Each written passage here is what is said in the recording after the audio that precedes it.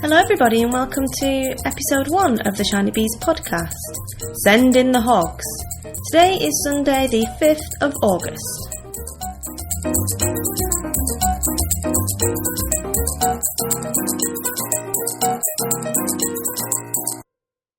So we're back with episode 1 of the podcast. A big welcome to all of those of you that are new to the podcast at episode 1, and also a welcome back to those of you that listened to the pilot episode. Quite a few of you got in touch to tell me what you thought. I'm very grateful for the feedback, and it was really nice to hear from you. I'm going to kick off with a couple of thank yous. The first one going to Martine of iMake. Thank you, Martine! Thank you! Who's given me absolutely loads of help with the technical aspects of recording the podcast and how to upload it to the internet and the correct feeds and where it needs to be and all that kind of geeky stuff that I didn't know anything about prior to recording the podcast, because I'd never even used GarageBand before the podcast, because GarageBand is for geeks and so are Macs, frankly, or that was my opinion anyway. At this point, I'd also better extend my heartfelt gratitude to the resident geek in our house, my husband, who spent ages editing out all the and ums from the last podcast for me, because I didn't know how to work it at that point. Also, I told him. And he did a really good job. That is true love for you, if ever I saw it. So thank you very much, but much to him as well. He wrote a blog post a while ago on my blog about his Cosmac Elf electronics project. I'll put a link in the show notes. Go and have a look at it, because he really wants people to read it. But funnily enough, people interested in knitting aren't that interested in 1970s electronics. But it was quite funny, so I recommend you have a little looky at that. Additionally, thank yous to my original test panel of people who listened to the podcast before I actually sent it out to the real world. Not that they're not in the real world, of course, but you know what I mean. And that is to Louise from Caithness Craft Collective. Also, the Gingerbread Bunny, Sal, who's a friend of mine from home. And finally, a thank you to Green Triangle Girl from A Playful Day podcast, who I sent the pilot to once it had been released for general consumption. And she was also very kind and helpful with her feedback. So we had a bit of a chat about warthogs. More on that later. I must also say I'm loving Olympic fever at the moment. There's some real positive love coming out of the UK, definitely, for Team GB, who are doing brilliantly well. I think far better than anyone ever expected them to do. And I think it's fantastic that the young people of Great Britain have got some proper role models for a change, because I don't think being a Big Brother contestant or being on Towie really counts as being a proper celebrity. Of course, I'm also supporting the athletes of my adoptive nation, South Africa. I'm loving Oscar Pistorius' work. What an inspirational bloke. Good luck to you. So without further ado, on to the show.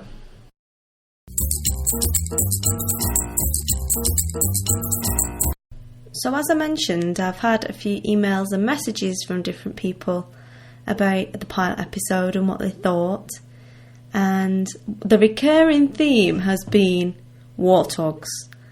Now, I kind of thought the snakes were the interesting part. And I say snakes there, I only mentioned Billy, because there's only Billy living in the garage at the moment. But before Billy came back from his hiatus in the summer, we also had, well, at one point we had 3 boom songs, we think.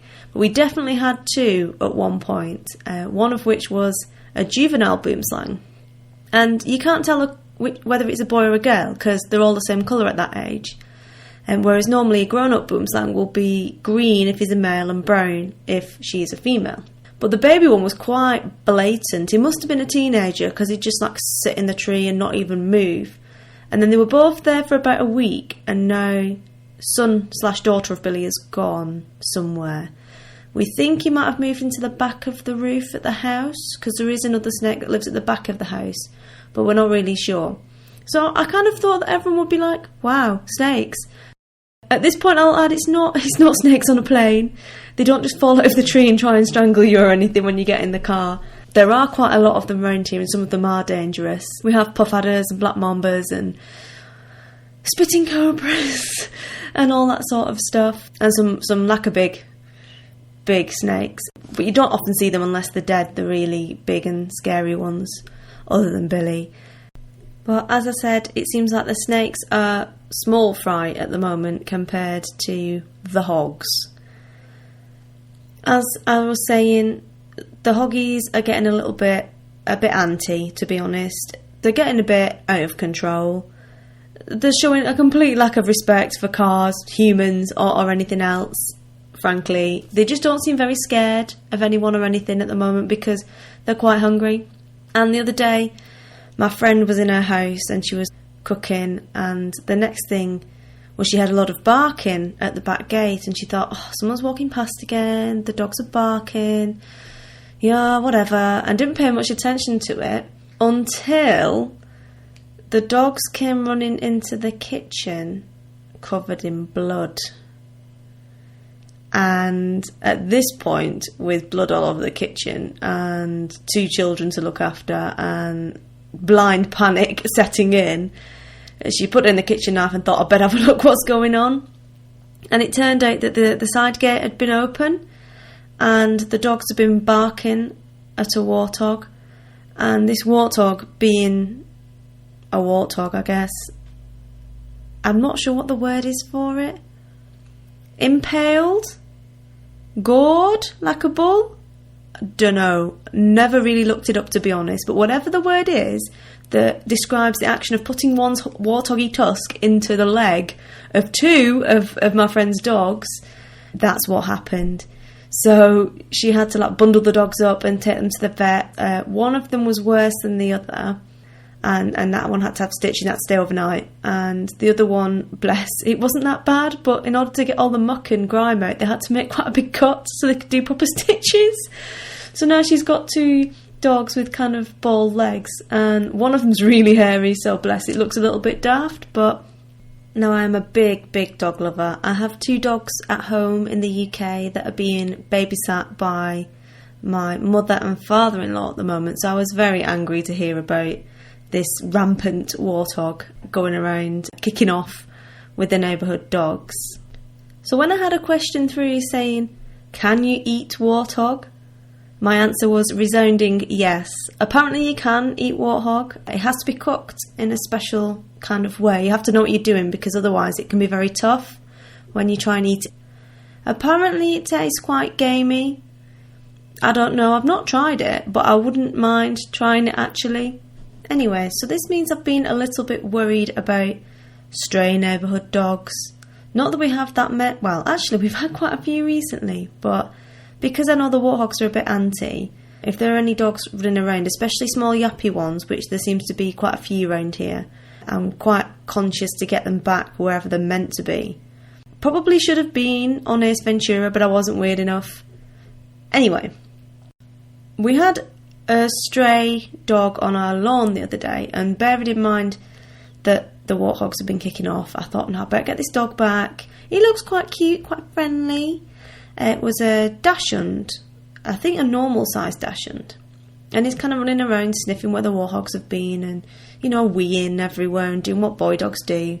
So I thought, oh, yeah, I'll get this dog and I'll put him back. I've got a history of rescuing dogs. I just don't like to see them out and about on their own, and people can sometimes drive quite fast and they won't see this little rat dog before they run it over. So I start kind of chasing this dog around, trying to get him. And I'm running around the garden with a bit of bread, because we've got no dog treats because the dogs are at home in the UK. Trying to get him to come near because he was a bit shy, bless him. So he's following me around and eating all this bread, and I was thinking, oh, I hope he's not one of these dachshunds with a delicate digestion, because if I'd given that much bread to my dogs, the aftermath would not have been great. I think the less detail on that, the better. So I eventually gets this dog to kind of come around into the back garden, and I tried to get him into the courtyard, and I got him in there. I thought, right, brilliant. And then I rang my friend, Tanya, who will be on the show with the Afrikaans section shortly. And I thought it was a dog that belonged to a girl in the school. who lives opposite Tanya, because they have dachshunds, and I see them walking the dog every night. So I was like, yeah, I think it's Vorshi. Vorshi, it means sausage, basically, little sausage. Sausage dog.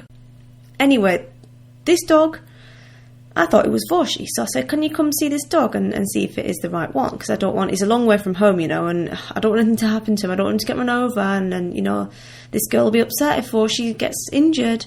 So she's like, yeah, I'll come round. Don't worry about it. I'm coming now. I'm still trying to corral this dog, and I realised that he doesn't actually speak English. He speaks Afrikaans, and the only dog command, even remotely dog command I know in Afrikaans, is come. Well, come. So I was like, hello, little doggy, come with me. Ooh, squeak, squeak. And he was just like, nutter. And I was like, hey, come. And he came trotting along. I thought, brilliant, he speaks Afrikaans. Tanya speaks Afrikaans. It's all going to be fine. So she rocks up, comes in the back garden, and starts talking to Vorshi. And she's like, hello, Vorshi. Is that you? And obviously this little dog goes bonkers because finally someone can speak his language. And I was like, well, it must be him, because he's answering to his name and he seems to know you, and he lives across the road from you. So yeah, it's probably him. Take him home. So she took him home, you know, and we were like, yeah, we're such superheroes. We should have been on Ace Ventura. Goes to the house across the road, knocks on the door. Vorshi answers with the lady that works there. Right, so it's not Vorshi then. And he's got no tag on, so we don't know who he belongs to. What are we going to do? So Tanya says, let's go to the school, because the kids will know who this dog belongs to. All right, okay, let's go to the school. So we went to the school. Can you imagine doing this in the UK? Rocking up to a school, walking in with a dog that isn't yours, and saying, does anybody know who this dog is? But this is Africa, people. Africa's not for sissies. So the girl whose dog I thought it was there, and she's like, that's not Vorshi. And we said, well, no, we know it's not Vorshi. We've just been to your house. And then we got sent to another lady and found out it was her dog, a different lady who works in the nursery in the school. So why is this a funny story? Well, the reason why Vorshi, not Vorshi, answered to Vorshi is because he's also called Vorshi. So we've been running around trying to find this dog's owner to put him back into the right garden, and it turns out he only lives across the road. I've just never seen him. So yeah, lesson number 1, don't try and save every dog that you come across from the warthogs, because it probably will just turn into an epic tale.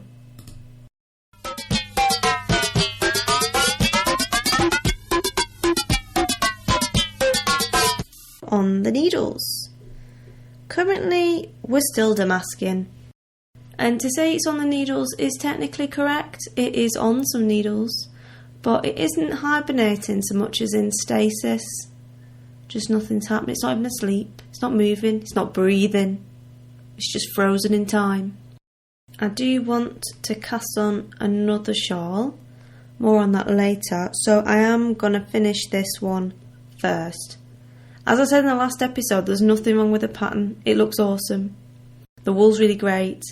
It's just sitting down and concentrating on it, really, that is a problem for me. I have a very small attention span, especially for anything fiddly. But I think it will be nice when it's finished, so I will try and do some on it before the next podcast, because I think once I start on it, it will be done fast. It's just the picking it up and rediscovering the joy of the Stasis project that is the problem at the moment. Also, there is owls. The needles have turned up from the UK, the tips that I needed. I spent about £12 on finickies. Finickies is like an Afrikaans word for little bits and bats. And then I can't charge 40 rand in customs. I have a massive problem with the customs in this country. I don't mind paying the 40 rand if that's what I've got to pay, but it's just kind of fire at will. It's random parcel picking. If you order something from Amazon, it will always get customs charged. But if you order from other things, and it doesn't look too interesting, it'll generally get through. This did not look interesting. It even said knitting needles on the back, but I still got charged customs. Have a word with yourself, Sappo. Have a word. So I haven't actually picked that one up again yet, and I plan to do that quite soon. I'm also working on socks for Millie, which were the socks I was working on last time, with the Nurturing Fibres self-striping yarn that was in the recent sock club.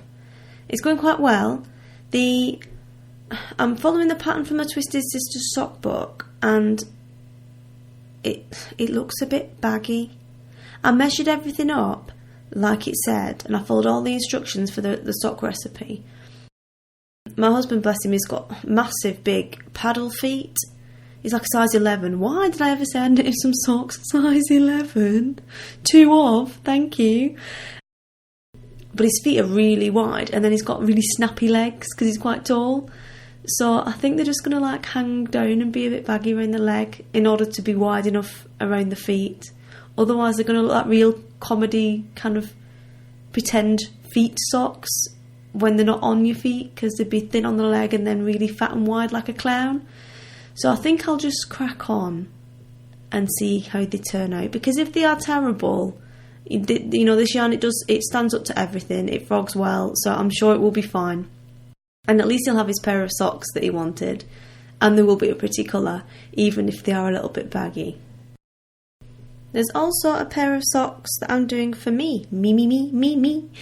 These were originally going to be the Kebner Kaiser socks, which are by Frida Aberg from the Friday Studios.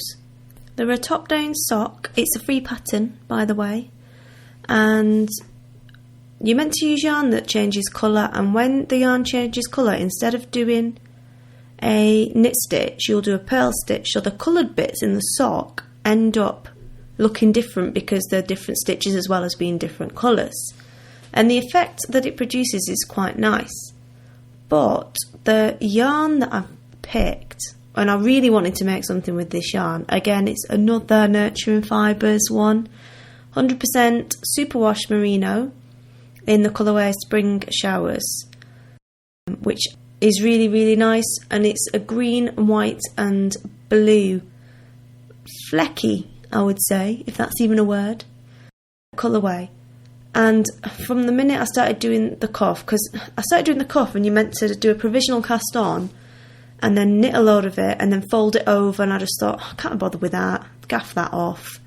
So I did a 1x1 rib because it's socks. I'm sure it's not that fundamental to the pattern. I'm sure the 1x1 rib will hold it up. And as soon as I started knitting, I was like, I'm really loving this yarn. This pattern will not work with this yarn. And I tried to kind of like push two things together that weren't going to work together, basically.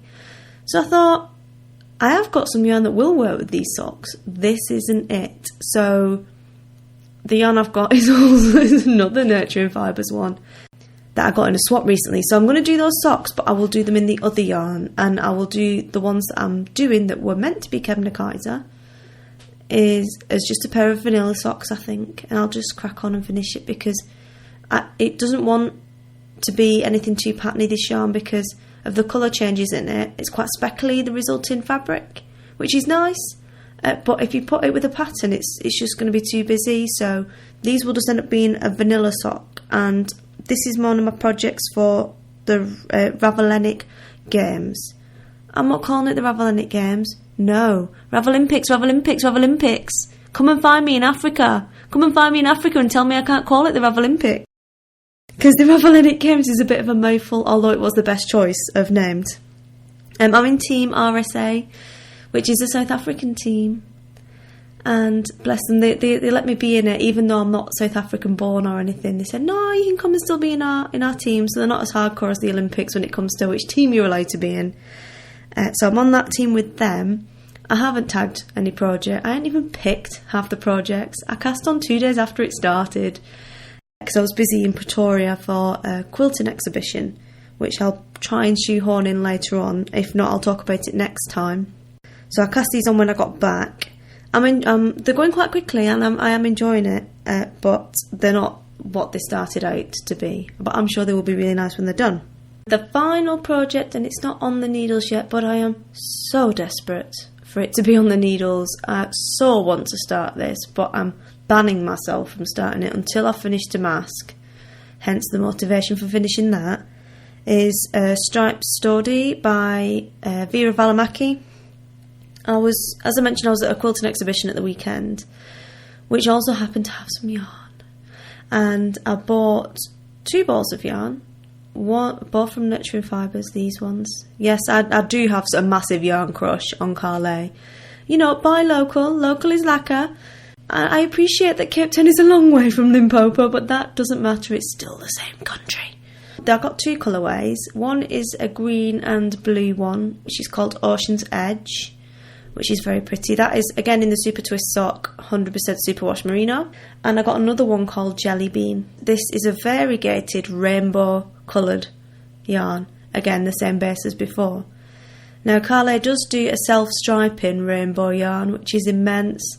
But the greedy yarn piggies went on Friday and bought it all. You know who you are. So there was none of that left, but there was this one. So after making a bit of a fool of myself and cuddling these cakes of yarn for about half an hour at the stall, I finally got round to picking and buying this one. And the red in the colours matches perfectly to the red on the Red Warmth, which was part of the sock club that I mentioned earlier, the seasonal sock club for this time, the Basotho Blanket. And it's going to be bright, but it's going to be so awesome. The red is like a carmine colour. It's real blood red. It's very intense red. It's not on the needles yet, but it will be soon, definitely. So I'm quite excited about that. As for off the needles, I've been quite good, actually. I finished the Far Away So Close. I know it's kind of cheating. I only had 2 rows to do in the crochet edge. That is finished and was given to the recipient, and she really liked it. But it was actual joy. It wasn't pretend, thank you for this gift, I really like it. It was like, I really like it, let me wear it now.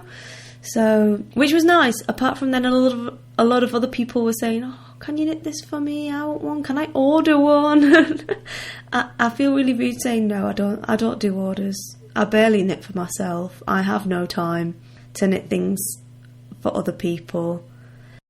Not that I'm like a complete selfish person, but I'm quite happy to knit things. If it's someone's birthday and they said to me, I would really like a shawl for my birthday, if you have time, would you mind? I'm quite happy to do that. Because knitworthy people are fine. But I don't like the idea of having to knit to order, if that makes sense. It feels too much like work to me then.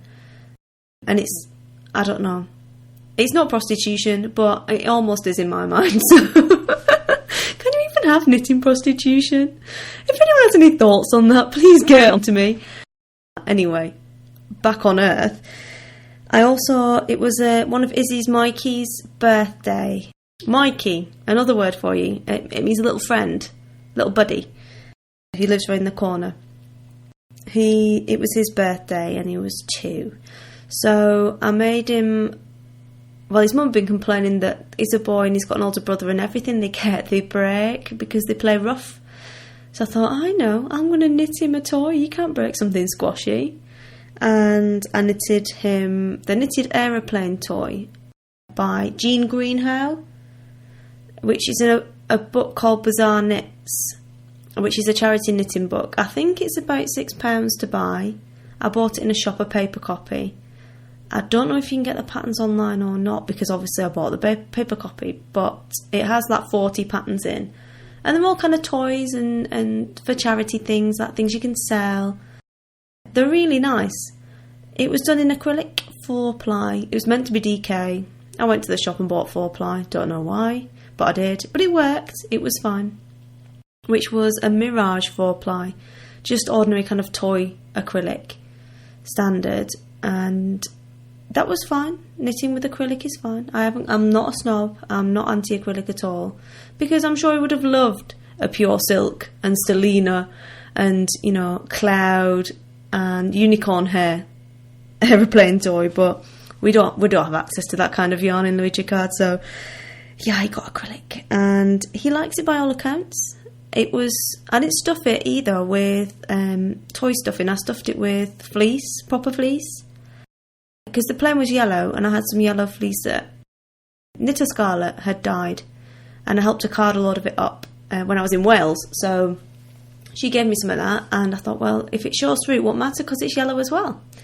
So I used that. So it was quite... I mean, there was a bit of eco-friendly in there, really, amongst all the plastic. But apparently he loves it. He really likes the toy. I think his mum liked it more than him, because she does appreciate the handmade. And finally, there is Emma's hat, which is a little baby beanie for a friend of mine's baby who is arriving very soon, in 3 weeks maybe. It's in Louisa Harding Grace, which is 50% wool, 50% silk. Talk about a swanky hat for a newborn.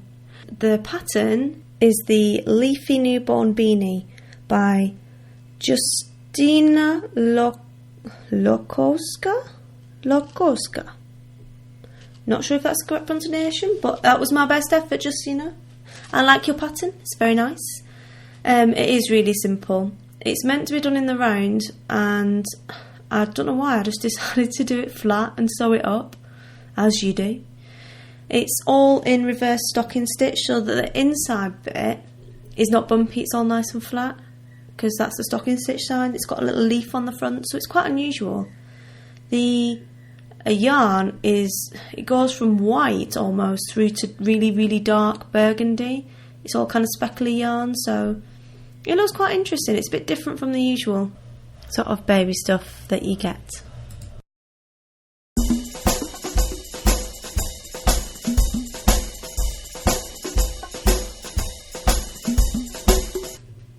So we'll move on to the Afrikaans section of the show, and I would like at this point to welcome Tanya to the show. Hello everyone! This is Tanya, and today we're going to talk about that ubiquitous of South African social ceremonies, the braai.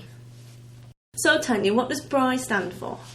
Braaiing means, I suppose, to barbecue, and it's when everyone congregates around the fire and braai their meat. They cook their meat. Okay, is anyone allowed around the fire? No, only men.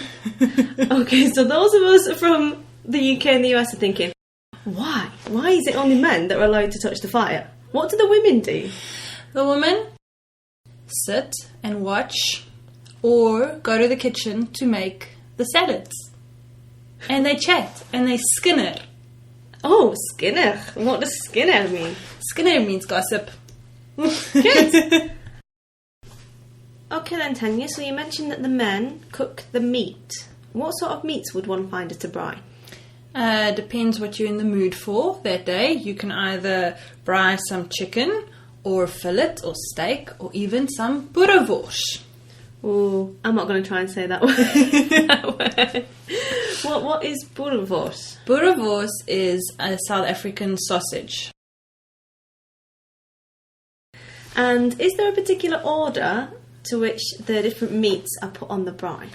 Well, I think the guys usually talk about what needs a hot fire or a cool fire.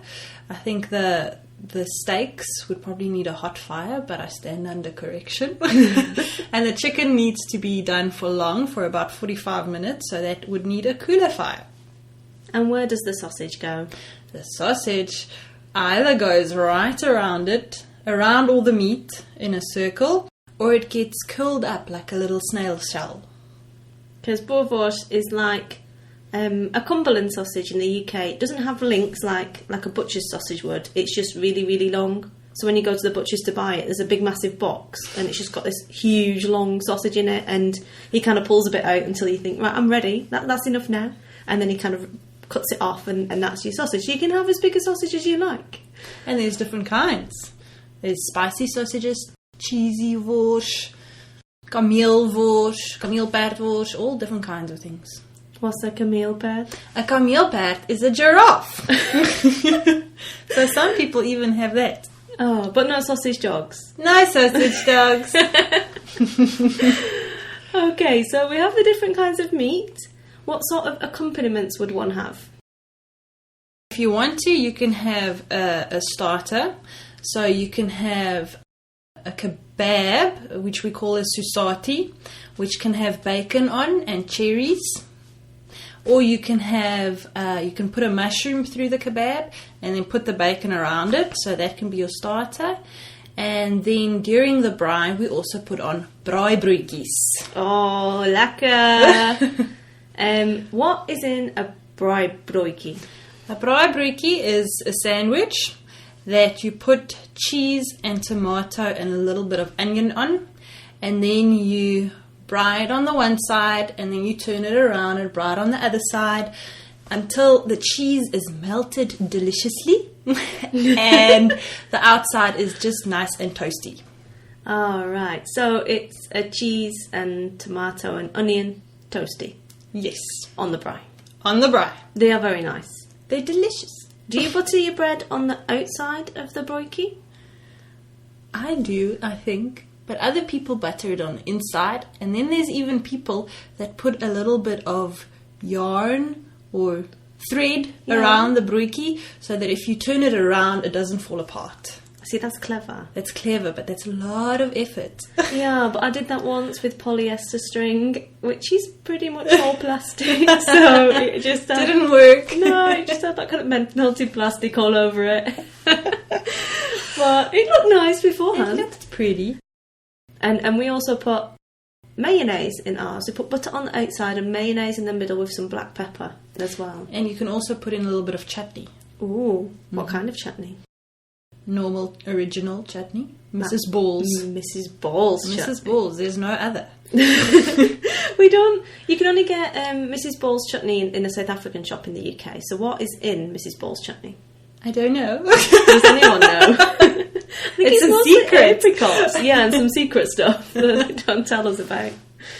Oh, awesome. Okay, so the men cook the meat in a specific order, and then they do the broodjies because they will burn otherwise before the cheese is melted. Yes, and the broodjies come at the end because you need them to be hot. Yeah. Okay. What happens after we've done all the cooking? Then everyone eats the meal with potato salad or a green salad, and you kind of always eat it on your lap because mostly you don't sit around the table. And after that, then everyone comes back to the fire, and the women are allowed to come to the fire now and heat themselves up and chat a bit further. At this point, I probably should mention that everyone turns up with a cool box as well, and a camping chair or two, and you sit on the camping chair, so you can braai anywhere. You can go into the middle of nowhere and just find some firewood and start a braai, and hopefully not a bushfire at the same time. And they all have beer as well in the cool box. Yes. In the cool box. Okay. Is there any singing or any kind of traditions that go along with the fire afterwards? Sometimes there's some guys that can play an instrument, like a guitar or a djembe drum, and then they can sing songs, and often it's Afrikaans songs, which everyone then sings along with, or they're just playing in the background and having a good time by themselves while everybody else chats. Yeah. And is that in any way correlated to the amount of beer consumed? For sure. I'll have to see if I can record some of the boys singing. It could be quite interesting. Thank you, Tanya, for helping with the South African section.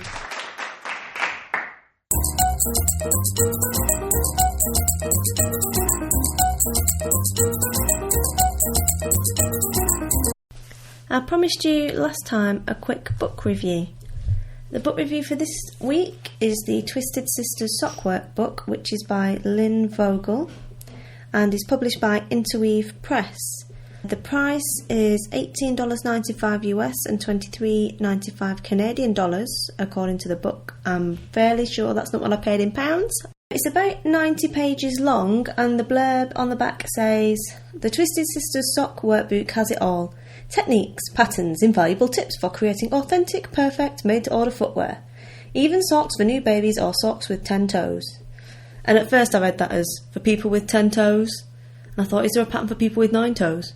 But then I reread it and thought, yeah, okay, get a grip, Joe. It's really good. It starts at the beginning with dyeing fleece so that you can dye the colours that you want, and hand painting as well. Then it goes on to the spinning of yarn for socks, and it goes on to designing patterns. There are explanations for all the different kinds of heels that you get, and the different kinds of cast-ons and cuffs that you can knit, and the different methods you can use to knit socks. There aren't really actual definite patterns in it, as in this is a pattern for this sock, this is a pattern for that sock. So I would say it's more of a recipe book in that you take the bits of technique that you want and put them all together. I'm currently knitting the first pair of socks that I'm doing from this book, which are Millie's socks. And as I mentioned earlier, it seems like the leg is a bit baggy, but I think that's more due to his leg than anything else, because when I tried it on his foot, around the foot part, the wide part that you've got to measure, it looks right. So I think it will turn out okay in the end. The photography on it is really good, and the explanations are also really good, because I quite often, when I look at some books, they'll put a diagram in and the diagram doesn't seem to match what they're saying, or it isn't in the right place next to the text, so it's really confusing. That isn't a problem with this book. Everything seems to make sense to me so far in it, and I can follow it all, which I haven't been knitting socks that long, so to say that is quite obviously means it's quite well explained. Would I buy it again? Yes, I would. It was recommended to me by someone else, another South African actually. I think it was a really good buy, and I would recommend it. So I shall put a link in the show notes to the book depository. There's nothing wrong with Amazon, but as you've heard, if it's in an Amazon box, it will get charged customs. So not that I'm advocating avoiding customs charges. I'm just more of a kind of, well, we pay it every time or we don't pay it all kind of person. So whenever I order from the book depository, it always gets through no problem. So just a reminder, that was the Twisted Sisters Sock Workbook by Lynn Vogel.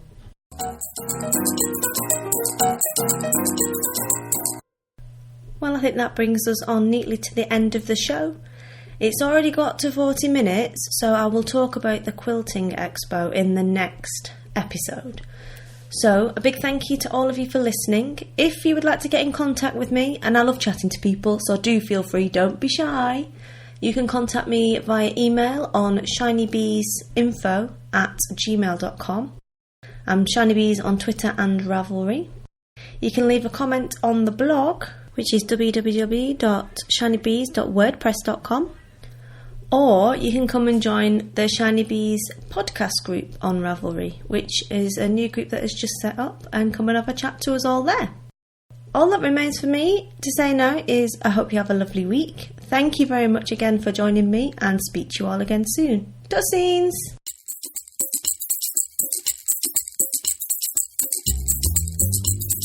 You've been listening to the Shinybees podcast. Show notes can be found at www.shinybees.wordpress.com. And if you enjoyed the show, why not leave a review on iTunes?